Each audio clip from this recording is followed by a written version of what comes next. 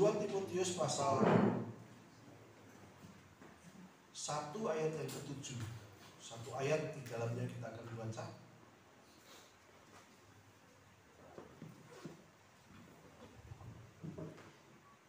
Dua Timotius pasal 1 ayat yang ke-7.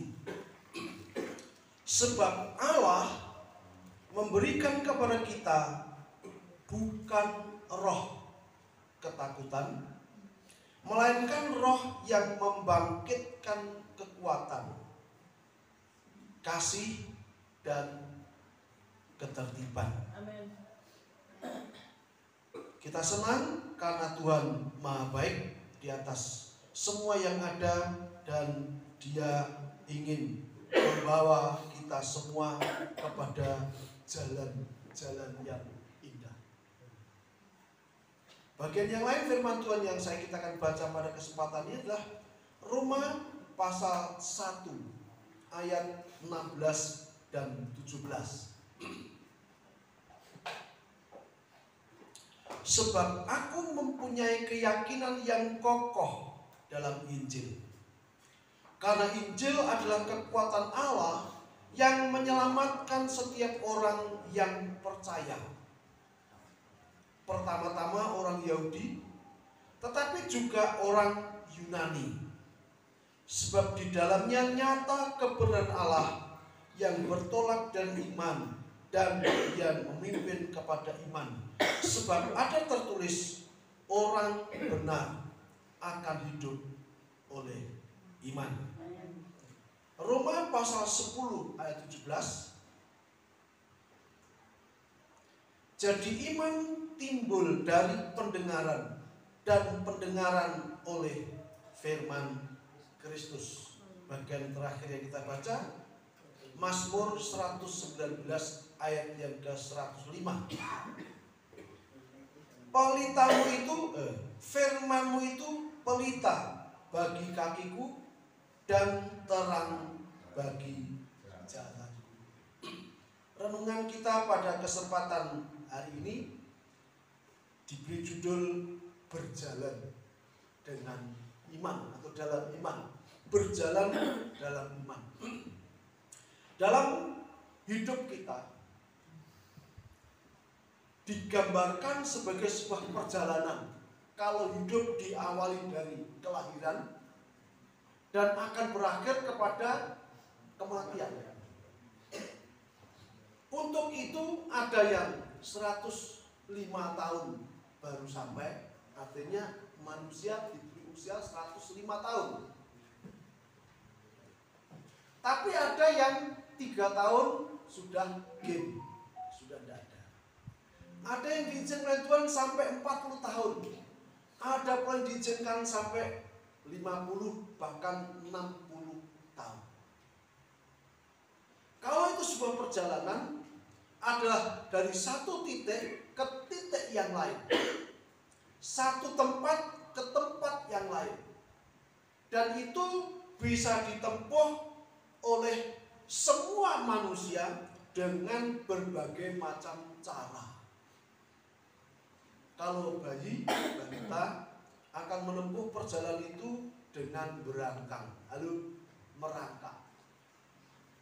Dan jarak tempuhnya tentu tidak panjang, karena kalau panjang jarak tempuhnya maka lecet semua. Benar?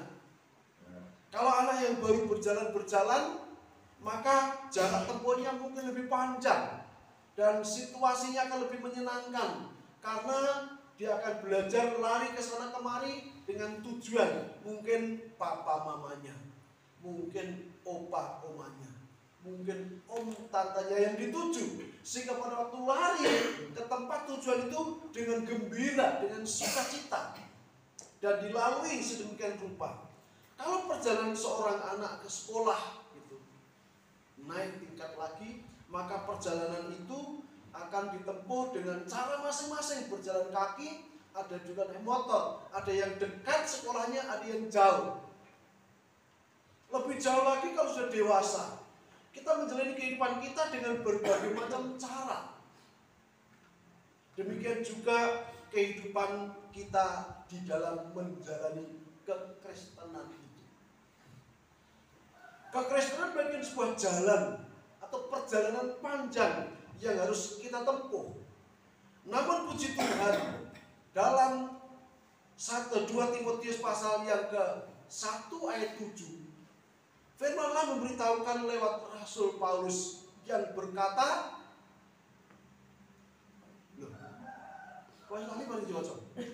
berkata, Tuhan tidak memberikan kepada kita roh ketakutan, tetapi roh yang membangkitkan kekuatan, kasih, dan ketertiban. Allah memberikan kepada kita bukan roh ketakutan. Dalam perjalanan hidup itu ada sisi-sisi lain yang kita bisa melihat. Ada saatnya kita menjalani kehidupan itu dengan begitu gembira, dengan begitu sukacita, dengan begitu semangat. Kalau misalnya Mas Aldo di malam minggu itu sudah punya si A di sana yang sedang menanti. Amin. Setelah kebaktian Kamuda itu tentu dia akan berjalan dengan semangat. Amin Pak. Nah, direstui oleh papamu. Kalau punya, dia akan pergi ke sana dengan semangat, dengan gembira. Bahkan kadang kalau sudah demikian, ya, itu kalau namanya kencan itu tidak harus dengan pacarnya. Kadang-kadang dengan teman main bandnya selanjutnya jam sekian, wah pergi dengan gembira, dengan sukacita. Dan begitu ketemu orang yang dituju, tentu dengan hati yang berbunga-bunga. Kalau teman musik, waduh senang, nanti dia akan melayangkan pikiran dan semua khayalannya dengan musik, dengan lagu-lagu yang ada.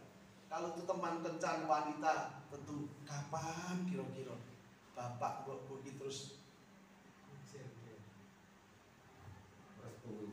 bukan hanya merestui, tapi melangkah, ngelamar nih, hal itu begitu rupa, menyenangkan. Demikian juga dalam perjalanan hidup ini ada sisi-sisi yang baik, dan karena itu penyertaan Tuhan atau kasih Tuhan disampaikan dengan menjalani hidup keselamatan itu adalah tidak diberikan roh ketakutan, tetapi roh yang membangkitkan semangat, roh yang memberikan kekuatan. Ada gairah di sana dan ada kasih yang membara. Karena perjalanan iman tanpa kekuatan, perjalanan iman tanpa kasih kita dan kasih Tuhan, perjalanan iman tanpa sebuah ketertiban, maka semuanya akan menjadi sia-sia.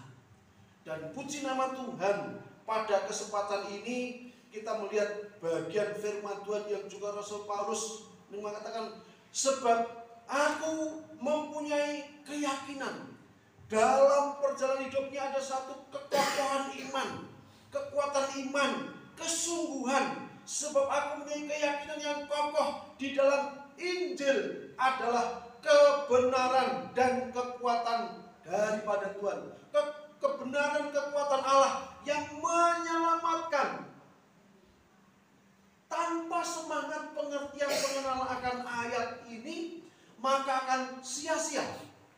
Kita harus yakin kehidupan Kristen kita dikuatkan, dikokohkan dengan kebenaran firman Tuhan. Dan Injil adalah kekuatan Allah yang menyelamatkan setiap orang. Saya, saudara, dan siapapun yang mau percaya kepada Dia. Tidak berhenti sampai di situ, tetapi disampaikan pertama-tama orang Yahudi.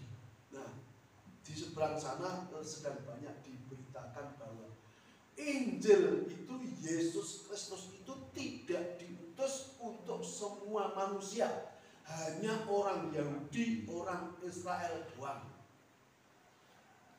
Sementara Alkitab memberitahukan bahwa orang yang percaya pertama-tama orang Yahudi, tetapi juga orang Yunani atau orang kafir menurut catatan orang Yahudi yang di luar Yahudi itu disebut sebagai orang kafir.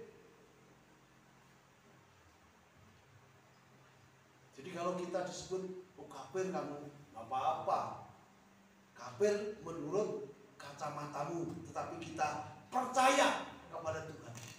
Yang kepercayaan kita itu yang menyelamatkan kita. Orang Yahudi, orang percaya, demikian juga orang Yunani yang diselamatkan oleh Tuhan. Dan dilanjutkan, sebab di dalamnya, di dalam mana? Di dalam Injil itu yang ada kekuatan Allah itu, sebab di dalamnya nyata kebenaran Allah yang bertolak dari iman, memimpin kepada iman. Sebab ada tertulis, orang benar akan hidup oleh karena iman. Iman kepada Yesus Kristus yang mampu menyelamatkan kita, tetapi juga beriman kepada Tuhan bahwa Tuhan mampu memelihara hidup kita. Beriman kepada Tuhan bahwa Tuhan mampu menjaga hidup kita. Jalan-jalan hidup kita pada saat lampu gemerlapan baik, suasana enak, Tuhan beserta. Kekuatannya ada. Tetapi pada waktu berjalan dalam kegelapan perjalanan itu pun Tuhan masih tetap ada. Di jalan yang mulus Tuhan ada. Di lembah bayang-bayang maut Tuhan ada.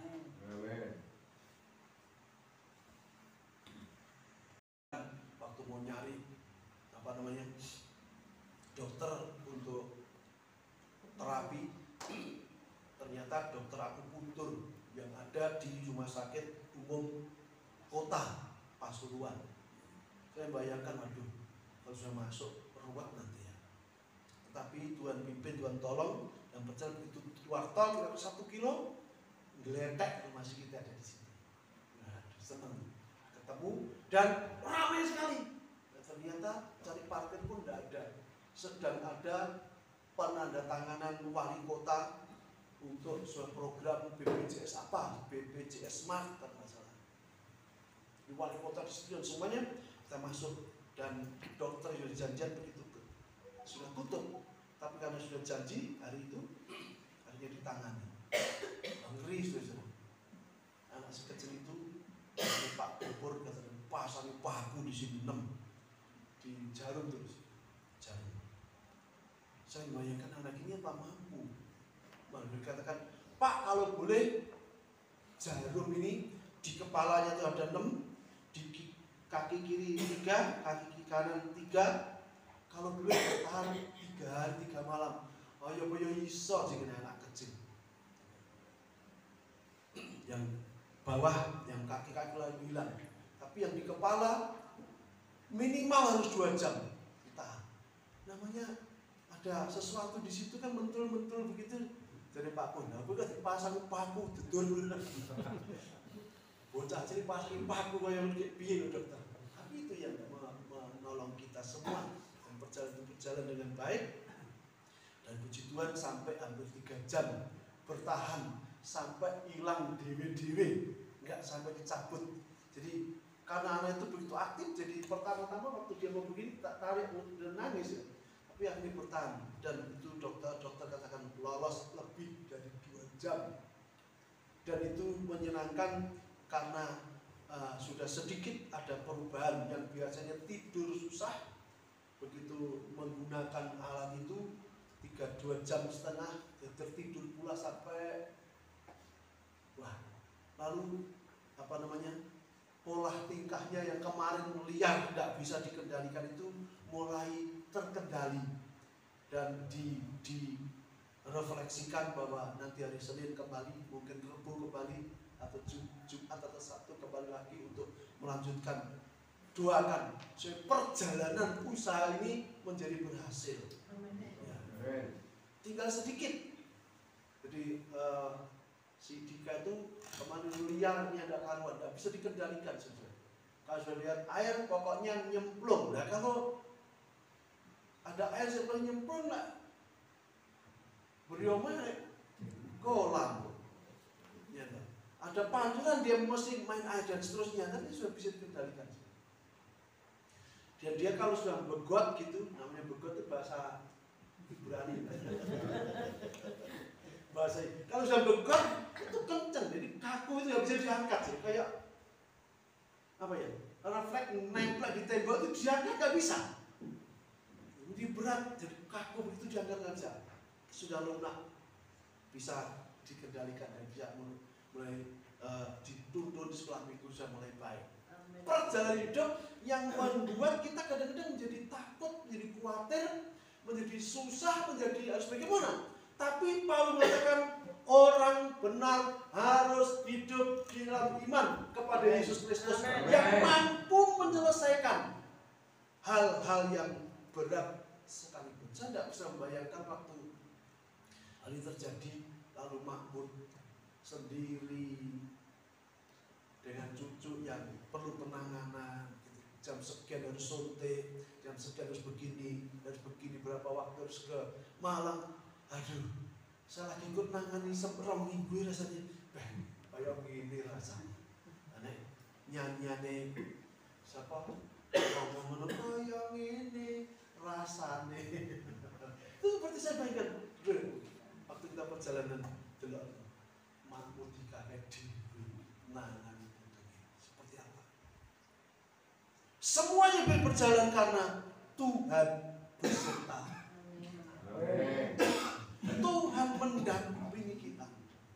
Tuhan dengan kebenaran dan kekuatannya disertakan untuk kita. Namun agar iman kita itu terus bertambah kuat, bertambah maju, firman Allah memberitahukan kepada kita ayat dalam Roma pasal 17, iman timbul dari pendengaran dan pendengaran oleh firman Kristus. Lalu untuk menjalani kehidupan kita kuat, mampu, untuk menjalani kehidupan kita tegar di hadapannya, untuk menjadikan kita seperti pohon yang rimbun tumbuh berdiri tegak lalu berbuah pada masanya. Itu berarti sebagai yang kuat dikatakan kekuatan kita, iman kita, berkat Allah timbul dari pendengaran. Pendengaran oleh firman Kristus.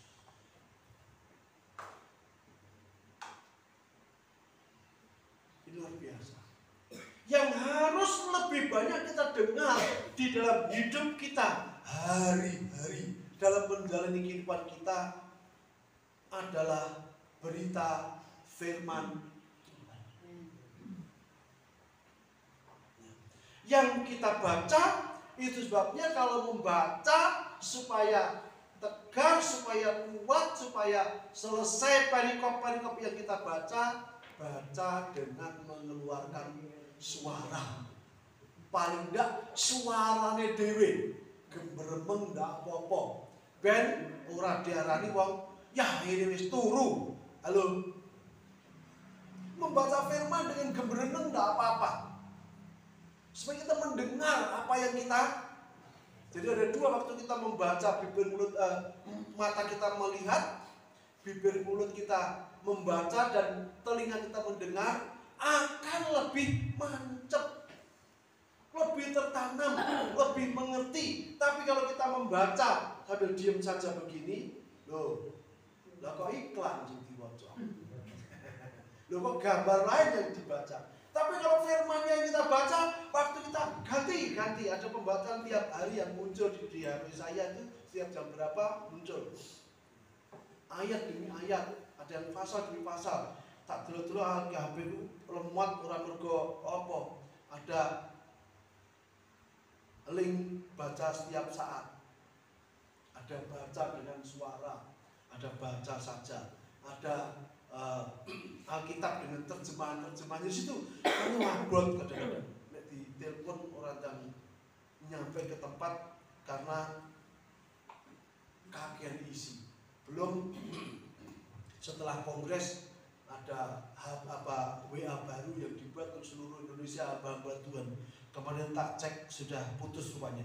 Hamba-hamba Tuhan yang ikut kongres atau hamba-hamba Tuhan yang sudah pendeta penuh di seluruh Indonesia, dibentuk WA group untuk saling memberikan informasi dan macam-macam hal yang ada. 2028 anggotanya. Kemudian buat-buati. Itu kalau setiap saat rompolo kita ya ngomong pengen telu wis tidak. Jadi kadang-kadang 2 jam gitu mesti tak buang saja. Saya inceng kira-kira ada yang cocok ya kita ambil atau enggak. Perjalanan itu selalu diwarnai dengan macam-macam hal. Ada berita yang mengatakan saya dari Kalbar mohon doa hari ini. Sebentar lagi ada berita dari teman-teman mengatakan bahwa hamba Tuhan yang sudah 56 tahun melayani Tuhan. Berarti kalau 56 tahun melayani Tuhan ditambah kurang lebih 20 tahun atau 25, kan dari muda sekolah kitab dulu. Baru melayani kurang lebih umurnya 75. Hari ini stroke. Tolong didoakan. Iya, aduh, rasanya. Bagaimana Tuhan tolong? Tetapi karena banyaknya teman, ada yang mengirimkan ayat-ayat mendorong, ayat penyemangat, ada yang siap mendoakan, ada yang ini begitu responsif dari teman-teman kita. Kalau Pak Mesnya ada sini mesti respon dhisik. Sehingga ada dikasih penghargaan Pak Mesni nomor 1 responsif. Dan begitu rupa semangat, ada kesaksian saya sekian tahun yang lalu pernah menghadapi seperti itu, dan sekarang dengan foto begini, saya kuat, saya masih melayani Tuhan, saya umur 86 tahun, Tuhan sudah pulihkan. Itu hal yang menggembirakan. Dan berita-berita itu terjadi karena firman Tuhan. Berita yang positif kita dengar, berita yang baik, berita yang berasal dari kebenaran firman Tuhan, itu yang lebih banyak kita dengar dalam hidup kita. Sebab itu yang dikatakan firman Tuhan yang akan membangkitkan, menimbulkan iman. Setiap kebutuhan iman, model apa yang ada untuk kebutuhan, untuk kehidupan, untuk kesehatan, untuk kekuatan, untuk keselamatan, iman muncul di sana. Dan Mazmur tadi yang kita baca, firman-Mu itu pelita bagi kakiku dan terang bagi jalan. Amin. Perhatikan, firman-Mu itu pelita. Tahu pelita? Apa bedanya pelita atau sokle? Pelita kecil, sokle besar. Nah, pelita bagus. Sokle itu sampai 100 meter, bahkan ada yang 200 meter sana. Dua terang. Tapi yang namanya pelita itu adalah lampu kecil yang diisi minyak, yang dikatakan firman Tuhan, firman-Mu itu pelita, ditaruh di sini, sinarnya hanya di sekeliling. Dan firman Tuhan mengatakan, firman-Mu itu pelita bagi kaki. Berarti kita itu oleh Tuhan, penyertaan Tuhan itu selangkah demi selangkah. Halo. Waktu kita berjalan bersama dengan Tuhan itu, sering yang kita lihat itu mengapa terjadi takut, khawatir, cemas. Karena sering kita lihat hari ini firman Tuhan katakan di sini, pelita itu menyala di sini, yang kita lihat yang darungan kok. Halo. Pernyataan Tuhan, firman Tuhan itu seperti pelita bagi kakimu, terang bagi jalanmu, yang diterangi firman Tuhan di sekeliling kita, dekat-dekat sini, satu langkah demi satu langkah. Artinya firman Tuhan mengatakan, hari ini punya kesusahannya sendiri. Jangan kamu khawatir. Hal yang membuat kita sering takut dan khawatir itu karena seringkali kita tinggalkan firman yang pelita itu, kita melangkah lebih dulu. Halo. Pelitanya kita tinggal di sini sehingga kita nabrak-nabrak karena kita berjalan di dalam kegelapan. Seorang hamba Tuhan menguraikan seperti waduh, Ya ternyata kenapa sering kita takut khawatir tuh pelita bagi kami pelita, bukan soklen, juga bukan lampu LED, tetapi hanya pelita. Meskipun kecil bersinar terus, tetapi supaya itu menjadi terang bagi kita, pelita itu terus dicangking.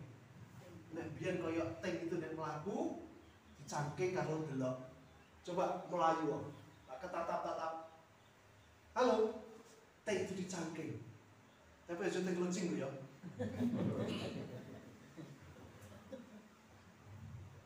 Tanknya dicangking.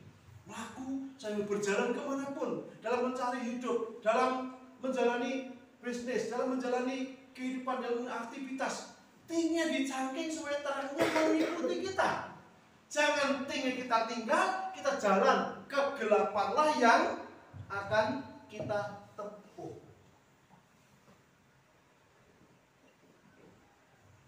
Kalau iman dalam perjalanan hidup kekristenan, karena percaya dan yakin Injil kebenarannya yang harus kita bawa dalam perjalanan kita setiap hari kemanapun kita pergi. Karena ini pelita. Dan kalau pelita itu ada, itu menjadi terang, menjadi jawaban bagi setiap hal dalam kehidupan kita, maka kita akan menjadi tenang, menjadi baik, menjadi tekun, menjadi tidak khawatir karena tidak takut terantuk batu, sebab ada tali pelitanya tadi, ada tingnya tadi. Kalau Pak Kus lagi mau delok wayang gawa pelita, kalau bojone atau anak itu ya angkat sikile angkat sing nyekel ting dhek.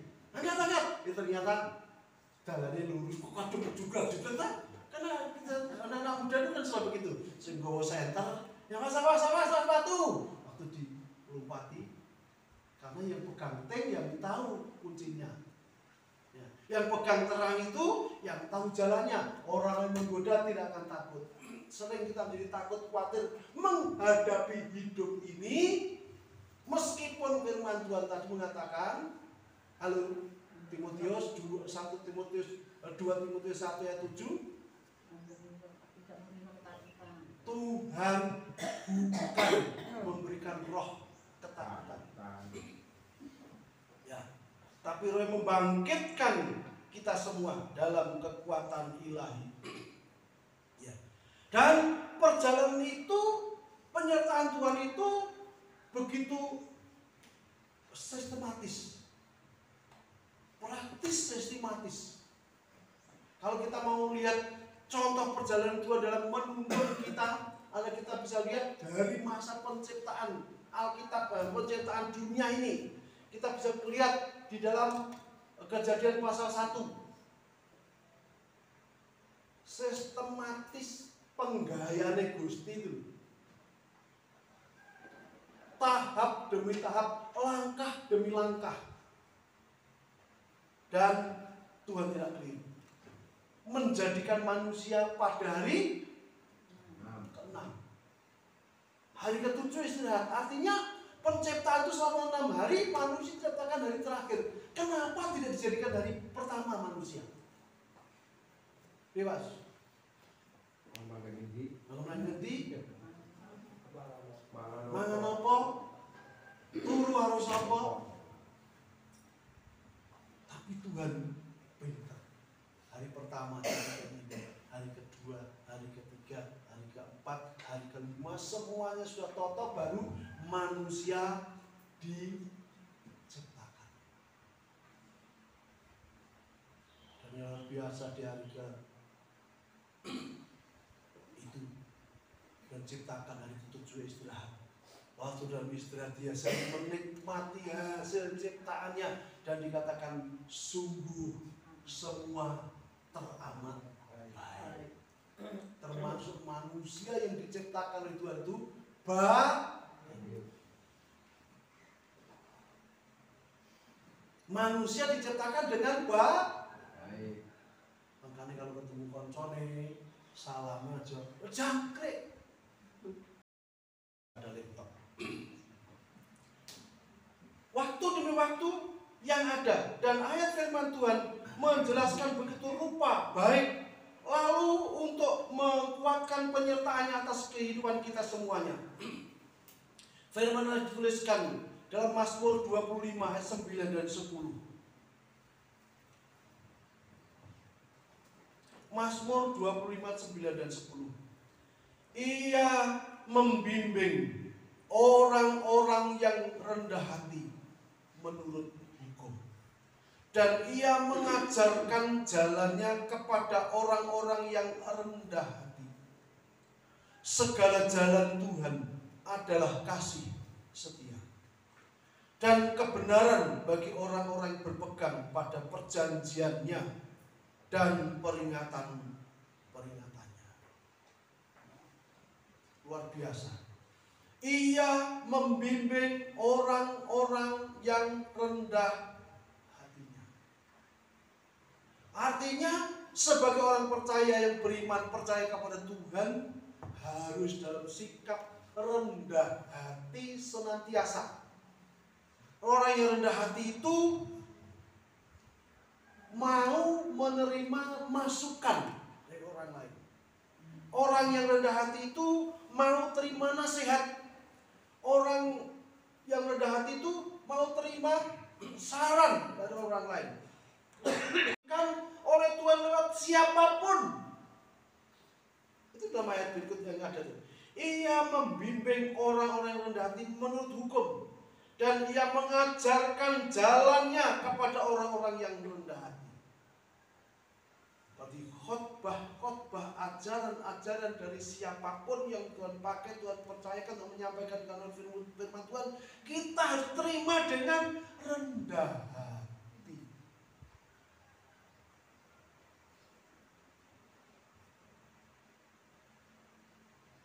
Rendah hati. Artinya, sudah kami memang Tuhan mempercayai si A, si B, si C untuk menyampaikan kebenaran firman Tuhan, ya kita dengar. Ajarannya, bentuk apapun yang ada, mungkin itu yang nyentil hati, mungkin itu yang lucu, mungkin itu yang keras, mungkin itu yang seperti apa, tapi yang dipilih oleh Tuhan menjadi pendidik, penyampai, pengkhotbah, apapun yang ada, kalau Tuhan sudah percayakan, kita terima dengan rendah hati. Karena kerendahan hati itu yang akan menolong menyelamatkan kita dari hal-hal perkara-perkara yang tidak kita inginkan, yang bisa membuat kita tergelincir dari iman kita kepada Tuhan. Yang kedua, ia membimbing orang-orang yang rendah hati. Dibimbing, rela dibimbing. Artinya yang namanya dibimbing itu, orang membimbing itu jauh atau dekat? Dekat. Kalau seorang membimbing itu berarti menuntun dengan dekat, secara dekat, membimbing, menuntunnya. Kita harus mendekatkan diri kita kepada Tuhan, jangan menjauhkan hati kita kepada Dia, apalagi antipati dengan Dia, tapi kita mendekatkan diri. Karena dengan mendekatkan diri, dengan rendah hati, kita dituntun. Tapi orang yang tinggi hati, yang keras di kepala, maka orang tidak akan menuntunnya. Tuhan tidak akan, walaupun kita tahu Tuhan itu maha kuasa, maha besar. Tetapi kerendahan hati kita, kesiapsiapan kita, kesiapsiagaan kita untuk terima apapun yang Tuhan ingin sampaikan kepada kita, untuk kepada jalan yang baik, yang benar, yang menuju kepada keberhasilan, harus kita terima dengan sungguh-sungguh. Ayat yang ke-10 dikatakan, segala jalan Tuhan adalah kasih setia. Dan kalau dikatakan segala jalan Tuhan itu, berarti ada jalan yang rumpel, apa itu? Yang terjal, tapi ada jalan yang lurus. Ada jalan yang berliku-liku, ada jalan tol. Luar biasa Indonesia sekarang ini, tol perjalanan dulu kalau saya pulang ke Jawa Tengah, ke Semarang, sekian puluh tahun yang lalu sebelum ada tol, jam 9 malam berangkat dengan mobil, rata-rata jam 4 atau jam 5, kadang jam 6 baru tembus ke Semarang. Ya. Sekarang luar biasa, hanya 4 jam dari Malang ke Semarang. Luar biasa. Jalan tanpa hambatan. Tapi kalau dari Singkil masuk dulu ke Nganjuk, yang Nganjuk ya tolnya, kene Nganjuk 3 jam, kadang-kadang 3 jam setengah. Halo. Ya, karena bukan tol. Ini toletok dengan jalan yang tol kantol mentul kadang banyak lubang, tapi bisa masuk tol jalannya tanpa hambatan. Meskipun begitu masuk keluar tol, tempel kartu tol Anda. Saya isi 1 juta, potong ke Semarang, tinggal 600. Pulang, Ferry waktu itu keliru masuk ke Ferry, dia pelebur ini. Loh, nanti ya, ini kan diambil mana tol yang Jogja, Surabaya, Solo. Kau masuk tol mana ini? Lupa tuh masuk. Kan tidak mungkin stop langsung balik kanan. Nah, wes, jalan, cari pintu keluar, nanti masuk lagi, cari tol yang menuju ke Solo. Ya. Tempel lagi 75.000. Berarti cukup jauh kita jalan hari ini. Masuk. Itu sampai terakhir hari waktu pulang dari Jawa Tengah itu, dari 1 juta tinggal 105 tolnya. Tapi itu bimbingan daripada pemerintah untuk kita menjalani kehidupan itu lebih enak. Bayangkan kalau tangan Tuhan membimbing kita di saat-saat jalan yang susah, saat yang rumpil, saat Tuhan mengizinkan kita jalan-jalan yang berkelok, berliku-liku, tangannya selalu membimbing, menuntun, menyertai, dekat, secara dekat. Tuhan menuntun itu tidak mungkin, ayo, itu ngabani, bukan membimbing. Ya lah, nah, saya bisa membimbing anak saya hari ini. Kamu sana lewat HP, bisa tak? Oh itu kiwa tangan tapi jauh. Tapi namanya membimbing itu dengan tangan yang karena sama-sama rendah kita dituntun oleh Tuhan, dan Tuhan memberikan pertolongan yang ajaib atas setiap yang ada.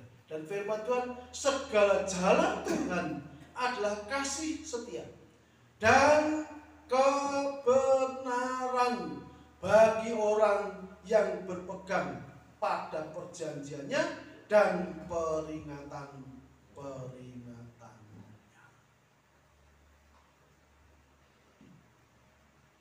Dalam jalan hidup kita, menyusuri iman kita, membawa iman kita, ada sang pemandu, ada sang pelatih, ada sang pembimbing yang siap.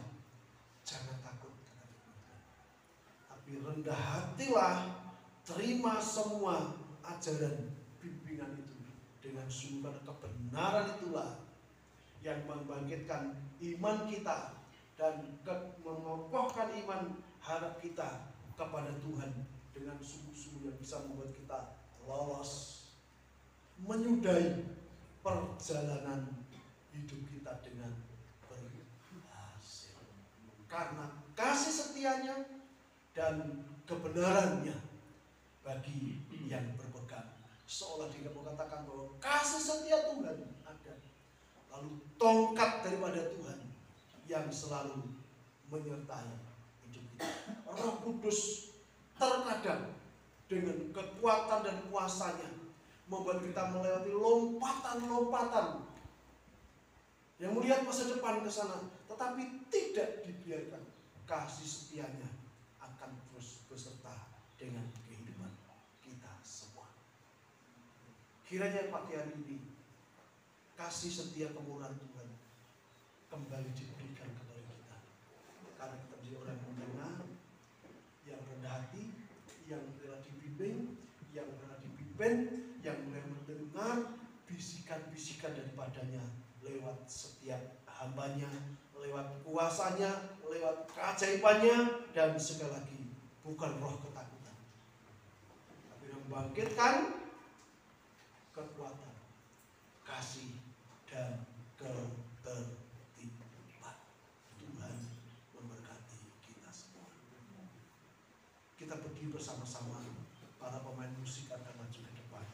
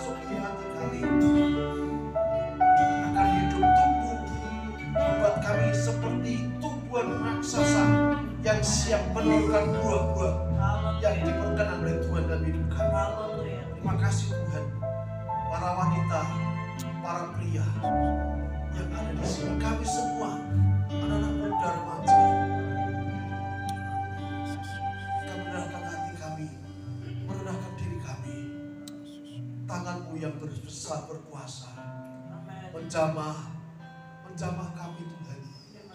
Terima kasih Bapa. Terima kasih Bapa. Tuntunanmu sudah terjadi. Jalanmu sudah membuka bagi setiap hal yang dihadapi anak-anakmu. Hamba perlu dengan nama Tuhan Yesus Kristus. Terang itu akan terus terbuka. Bersinar. Akan memperlihatkan kepada kami batu-batu sambungan sekalipun. Mungkin jalan yang terjal, tapi terang itu akan terus ada. Bimbingan-pimpinan Tuhan akan terus ada. Dan membuat kami mampu bersama dengan Tuhan. Terima kasih, sekali lagi terima kasih.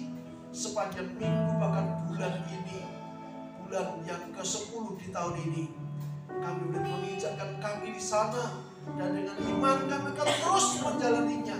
Bukan hanya sampai di akhir tahun, tapi sampai tangan Tuhan terulur atas kami. Izinkan kami pergi kemanapun dengan kasih setia pertolongan yang ajaib. Terima kasih. Sebentar kami mengambil bagian dalam perjamuan kudus. Tuhan berkati. Bapa, terima kasih Tuhan. Terima kasih sekali lagi. Kita ucap syukur dalam nama Tuhan Yesus Kristus. Haleluya. Haleluya. Amin. Puji Tuhan, silakan duduk. Puji nama. 1 Korintus pasal 11 ayat yang ke-23 dan seterusnya. Saya akan bacakan untuk persoalan kudus pada kesempatan ini. Sebab apa yang telah kuteruskan kepadamu telah aku terima dari Tuhan, yaitu bahwa Tuhan Yesus pada malam Patia diserahkan mengambil roti, dan sesudah itu ia mengucap syukur atasnya. Ia memecah-mecahkannya dan berkata, inilah tubuhku yang diserahkan bagi kamu. Perbuatlah ini menjadi peringatan akan aku. Demikian juga ia mengambil cawan sesudah makan, lalu berkata, cawan ini adalah perjanjian baru yang dimeteraikan oleh darahku. Perbuatlah ini setiap kali kamu meminumnya menjadi peringatan akan aku. Setiap kali kamu makan roti ini dan minum cawan ini, kamu memberitakan kematian Tuhan sampai Ia datang. Saudara, sekali lagi kita bangkit berdiri. Nanti Pak Nana dan Pak Asmadi akan maju ke depan. Ku telah mati dan tinggalkan, kita pujikan pujian itu di hadapan Allah kita.